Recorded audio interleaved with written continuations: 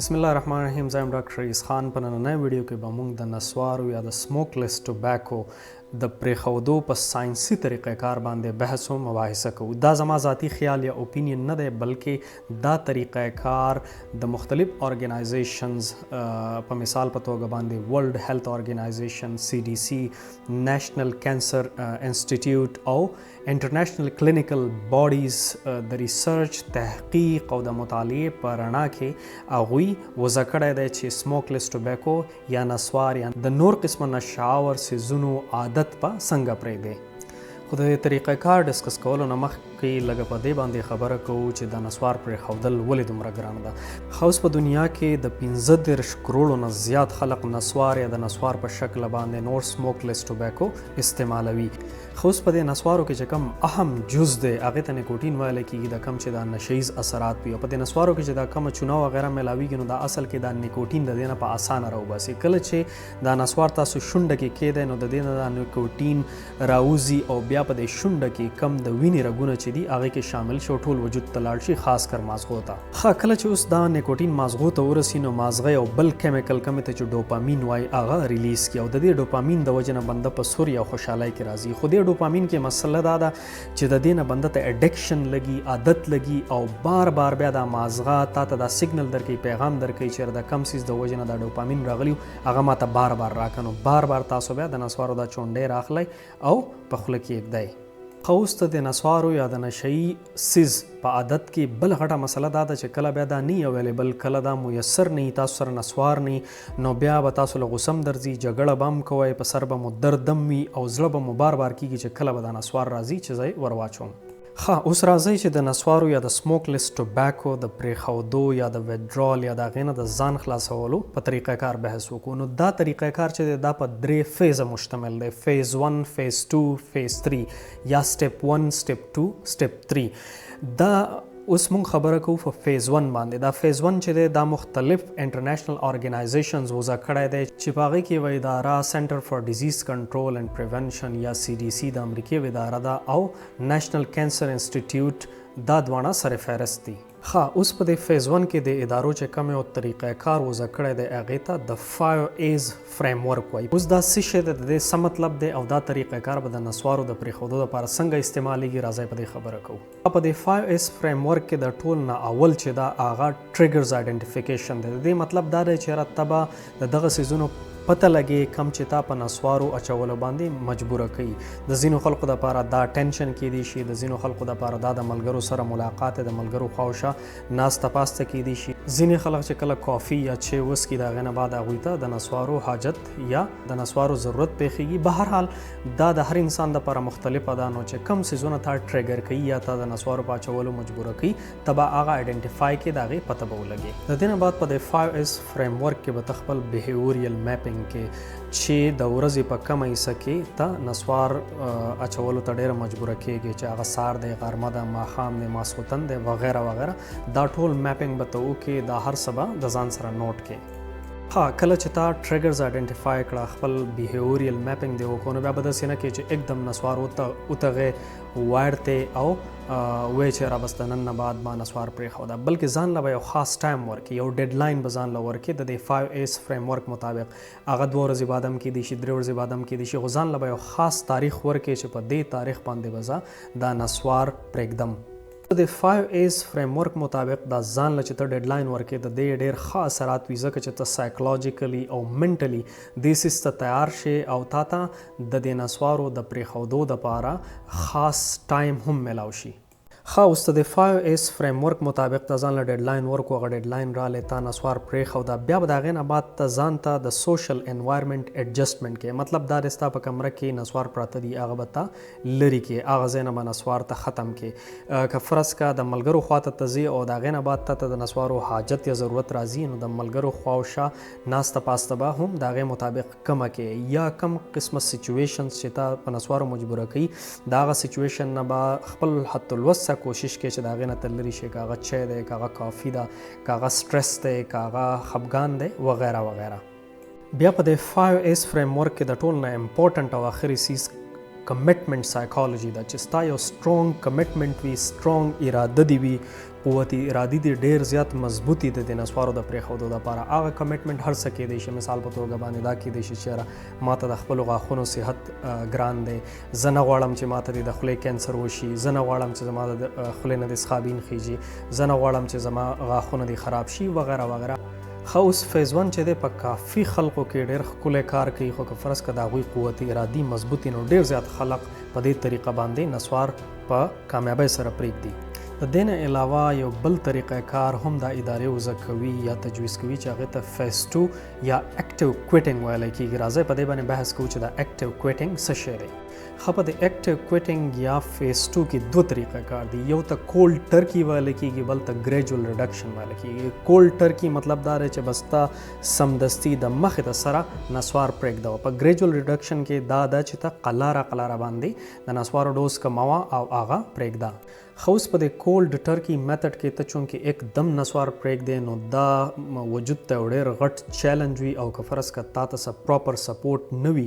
د چا مدد د سره نه وي، د چا سپورټ د سره نه وي، نو په دې کې واپس کېدل یا واپس نسوار شروع کول دا ډېر زیات کامن دي، او واپس خلک زیاتر خلک واپس نسوار شروع کړي، خاص کر په اولنو هفتو کې. نو د دې وجې نه دا ادارې دا زیاتر نه ریکمنډ کوي. او یو بله طریقه کم چې موږ وویله ګریجول ریډکشن دی چې په هغه کې ته رو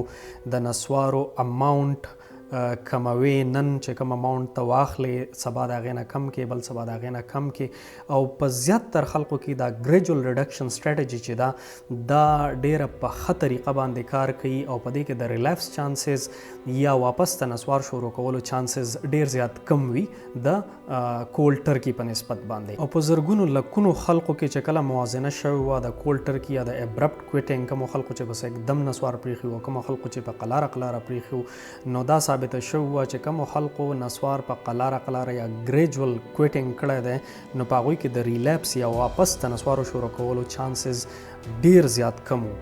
ښه، په دې فیز 2 کې ډاکټران بیا میډیکل هیلپ یا دوايانې هم ورکوي، کومې ته چې NRT یا نیکوټین ریپلیسمنټ تھراپي ویلی کېږي. په دې نیکوټین ریپلیسمنټ تھراپي کې ډاکټران څه خاص قسمه ګم، ببل ګم ټایپ یا داسې پیچز یا پټۍ ټایپ په دې کس باندې ولګوي د پاره د دې چې د وډرال سمپټمز یا د نسوارو د پرېښودو د کم علامات چې دي دا په قلاره کنټرول کړي، لکه د غوسه کنټرول وي، د سر درد کنټرول وي وغیره وغیره.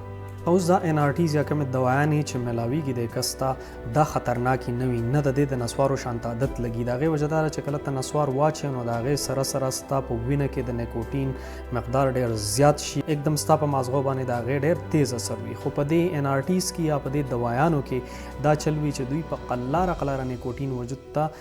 خارجوي چې صرف د علامات کنټرول وي او د دې نه تا ته اډکشن یا عادت نه لګي. ښه، د NRTs نه علاوه ډاکټران نور میډیکیشنز یا میډیسنز هم ورکوي چې هغه د دې نسوارو د پاره چې کوم کریوینګز دي چې بنده بس غواړي چې کاش که نسوار وی په دې ټایم کې، هغه کریوینګز ختموي یا د هغه کریوینګز په کمولو کې د انسان مدد ورکوي، او د هغې د وجې نه د نسوارو نه دا وډرال چې دی دا کافي حده پورې سکسسفل، کامیاب او اسان شي. خو اوس دا کومې دوايانې چې مونږ یادې کړې لکه NRTs شوه یا د دې نه علاوه نورې دوايانې شوې، نو دا ایکسپریمنټل نه دي، تجرباتي طور نه دي، بلکې دا آلریډي د FDA نه اپرووډ دي، کلینیکلی اپرووډ دي، دا کلینیکلی کامیابي شوي دي او په مارکیټ کې اویلیبل دي. او ډاکټران خلکو ته سجیسټ کوي، پرسکرایب کوي چې د دغې خلکو د نسوارو نه د وډرال یا د سموکلیس ټوبیکو نه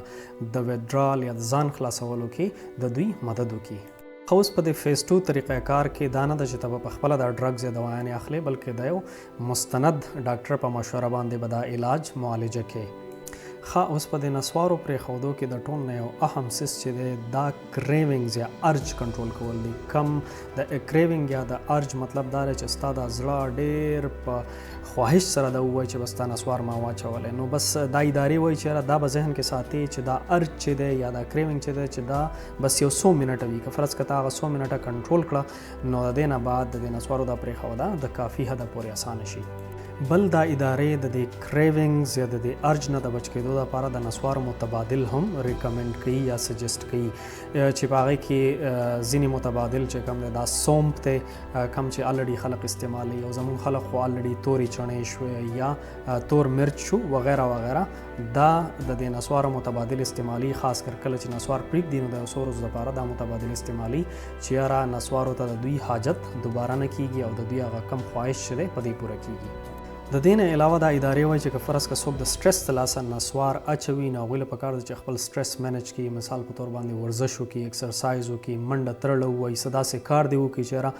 هغه کار د دوی زړه غواړي، د دوی خواهش وي او هغه کار کې دوی ته مزه ورځي نو هغه قسمه روټین دی دوی اپناو کړي چې د سټرس د لاسه دوی ته نسوارو خواهش نه کړي. اوس د نسوارو په پرېښودو کې دریم او آخري د ټول نه اهم فیز یا سټیج راځي چې هغې ته ریلیپس پریونشن ویلی کېږي. د ریلیپس پریونشن مطلب دا دی چې یاره ته داسې سټریټجیز اپناو کې چې د هغې د وجې نه د نسوارو دا دوباره سټارټ کول دا پریونټ شي، دا منع شي او ته دوباره نسوار سټارټ نه کړې. دې فیز کې د دې ادارو مطابق د ټول نه اهمه خبره چې دا هغه په داسې محفلونو کې ناسته پاسته کم چې ستا د نسوارو دپاره خواهش ټریګر کوي، د داسې ملګرو خواوشا ناسته پاسته په کم محفلونو کې چې تا بار بار نسوار کړي دي د هغې نه منع ده او د هغې نه ځان منع کول دي هغه محفلونو ته نه تللي. د دې نه بعد یو بل سټپ راځي چې هغه کاګنیټیو ریسټرکچرینګ دی. په کاګنیټیو ریسټرکچرینګ کې به ته خپل سوچ بدلی چې کله د نسوارو دپاره ستا دا خواهش راویښ شي نو ته به دا نه وي چې بس یاره ماته د نسوار پکار دی د دې نه بغیر زه ژوند نشم تېرولی، بلکې ته به خپل سوچ دا جوړی چې زه دا کولی شم، زه نسوار پرېښودی شم، آی کین ډو دس، ځان له به تسلي ورکې او خپل کاګنیټیو ریسټرکچرینګ وکړې. بل په دې دریم فیز کې د دې ادارو مطابق یو بل سټریټجي ډېر ښه کار ورکوي چې هغې ته ډیلی سټریټجي وایي. د ډیلی سټریټجي مطلب دا دی چې کله تا باندې دا کریوینګ یا د نسوارو دا چاهت دا ډېر زیات غلبه وکړي نو ته به ډیلی سټریټجي اپناوي. مطلب ته به دا وایي چې نه اوس نه 10 منټه بعد نو